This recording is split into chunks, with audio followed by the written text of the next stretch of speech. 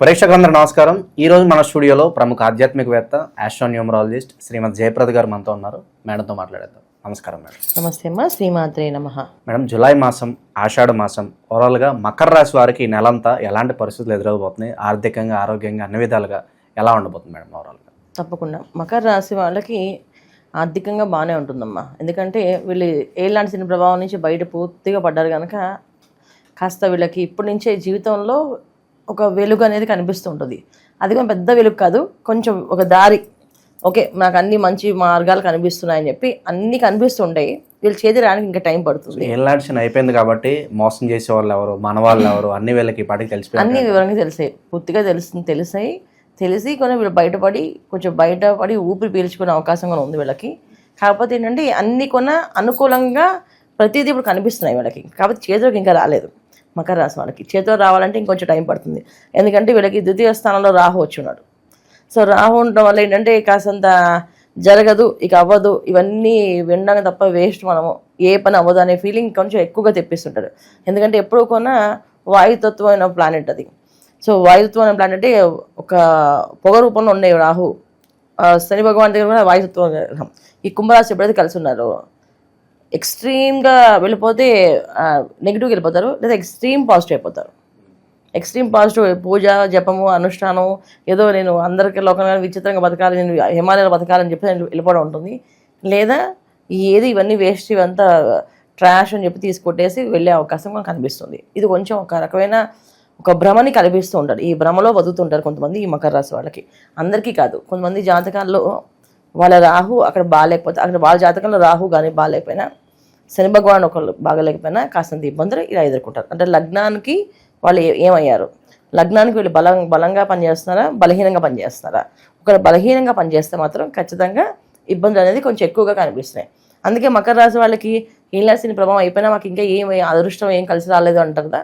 కలిసి రాకపోవడానికి కారణం ఏంటంటే కొంచెం రాహు ఉండడం వల్ల కాస్తంత అనుకూలంగా లేదు. కొంచెం టైం పడుతుంది అంటారు వీళ్ళకి. టైం అనేది ఏం లేదు, మన ఇక్కడ ఏంటంటే ధైర్యం ఎక్కువగా కావాలి. ఏంటి ఆ ధైర్యం, ఎలాంటి ధైర్యం కావాలంటే చేయగలన నమ్మకం ఉండాలి, వీళ్ళకి నమ్మకం ఉండాలి. ఈ రెండు వీళ్ళు కోల్పోయారు.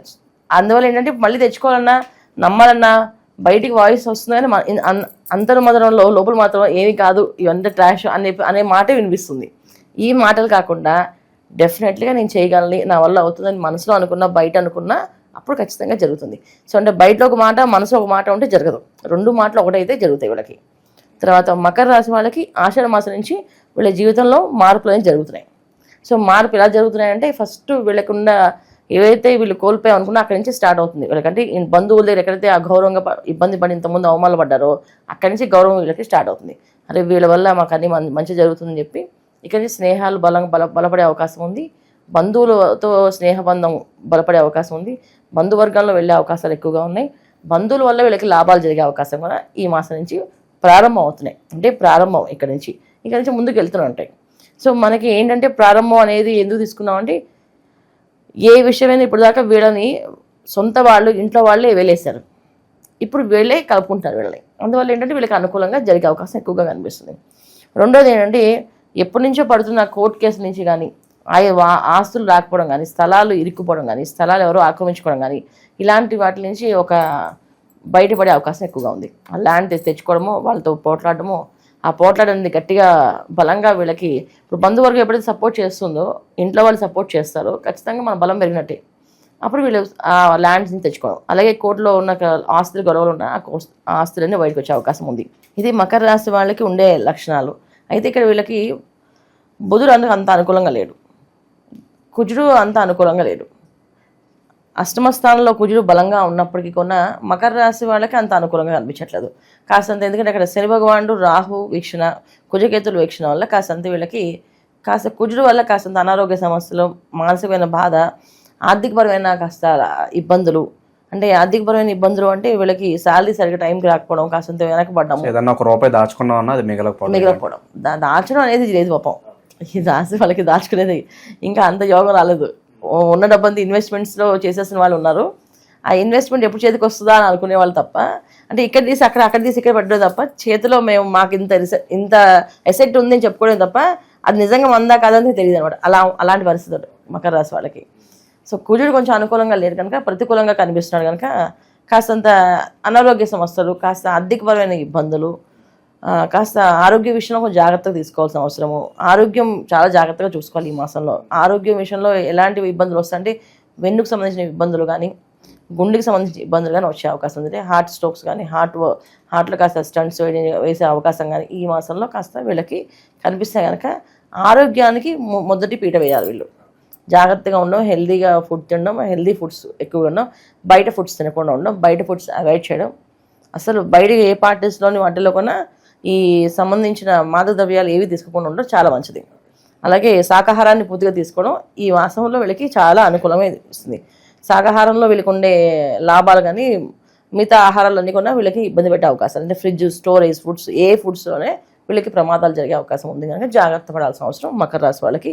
ఆరోగ్య విషయంలో జాగ్రత్తగా ఉండాలి.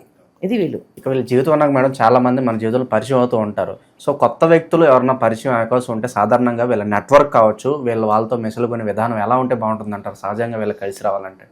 వీళ్ళకి కలిసి రావాలంటే ముందు సప్తమ స్థానం ఎలా ఉందో చూసుకోవాలి. జాతకంలో వాళ్ళ సప్తమ స్థానం ఎలా ఉందో చూసుకోవాలి. ఒకటి పర్సనల్ జాతకంలో ఎలా ఉంది, గోచార రీత్యా ఇప్పుడు సప్తమ స్థానంలో బుధుడు ఉన్నాడు ఇక్కడ, అందువల్ల వీళ్ళకి అంత అనుకూలంగా ఉండదు.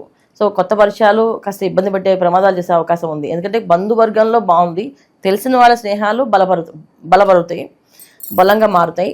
అలాగే కొత్త వాళ్ళ స్నేహాలు కాస్త బలహీనంగా తీసుకెళ్లే అవకాశము, తప్పుడు దారిలో వెళ్ళే అవకాశం, తప్పుడు ఆలోచన చేసే అవకాశము, ఈ అవకాశాలు ఉన్నాయి. ఎందుకు సప్తమ స్థానంలో బుధుడు అంత అనుకూలంగా ఇవ్వడు. ఖచ్చితంగా అది కర్కాటకంలో బుధుడు కదా, వీళ్ళకి కాస్త అంత ఇబ్బంది పెట్టేస్తాడు. అందుకని జాగ్రత్త పడాల్సిన అవసరం. నిరుద్యోగులు మంచి శుభార్త వినాలంటే ఎంత సమయం పట్టొచ్చు అంటారు మేడం? ఉద్యోగాలకి రావాలంటే వాళ్ళ జాతకాలు చూసుకోవాలి, మా పర్సనల్ జాతకం. ఇప్పుడు గోచారీత్యా కాస్త ఉద్యోగ విషయంలో కాస్తంత ఇబ్బందులు కనిపిస్తున్నాయి. కుజుడు కాస్త అనుకూలంగా లేడు, బుధుడు కాస్త అనుకూలంగా లేడు, రవి అనుకూలంగా ఉన్నాడు. ఇది 15 రోజుల వరకు. తర్వాత మళ్ళీ రవి బుధుడు కలిసి కర్కాటకంలోకి వచ్చినప్పుడు అది కాస్త ప్రతికూలంగా మారుతుంది వీళ్ళకి. అది కూడా కాస్త ఇబ్బంది ఉంటుంది. జూలై 1st వీక్ నుంచి 2nd వీక్ వరకు వీళ్ళు ఏదైనా ప్రయత్నాలు చేస్తే ఉద్యోగాలు వచ్చే అవకాశం ఉంది. అది లాభదాయకమైన ఉద్యోగాలే. అంటే వీళ్ళు అనుకున్న పోస్టులు ఏవైతే అనుకున్నారో ఆ పోస్టులు రావడం, ఉన్న పోస్టుల నుంచి ప్రమోషన్స్ రావడం, ఇవన్నీ కూడా ఈ జూలై 15 వరకు అనుకూలంగా ఉంది.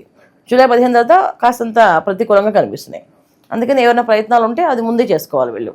కాస్త ఇబ్బందికర పరిస్థితులు ఉన్నాయి కాబట్టి ఎలాంటి దైవారాధన, ఎలాంటి పరిహారాలు వీళ్ళకి బాగా కలిసి వస్తుంది అంటారు మేడం? మరి ప్రతిరోజు వీళ్ళు గణపతి ఆరాధన చేస్తూ ఉండాలి. ఎక్కువగా తెల్లవారుజామునే సూర్యోదయాన్ని పూర్వం నిద్ర లేచి గణపతికి ఆరాధన చేస్తూ, అంటే గణపతికి పూజ, గణపతి అష్టోత్తరం, గణపతి అదన శిరీషం, గణపతి షోడశ నామాలతో పూజ, గరికతో పూజ, లేదా ఉండ్రాలు పెట్టి గణపతికి అసలు బెల్లం నైవేద్యం పెట్టి, స్వామి మాకు ఇంతే వచ్చు, ఏదో ఒక నచ్చిన మంత్రాన్ని చదువుకోవడం, ఇలాంటివి ఏ చదివినా సరే అనుకూలంగా వీళ్ళకి జరుగుతుంది.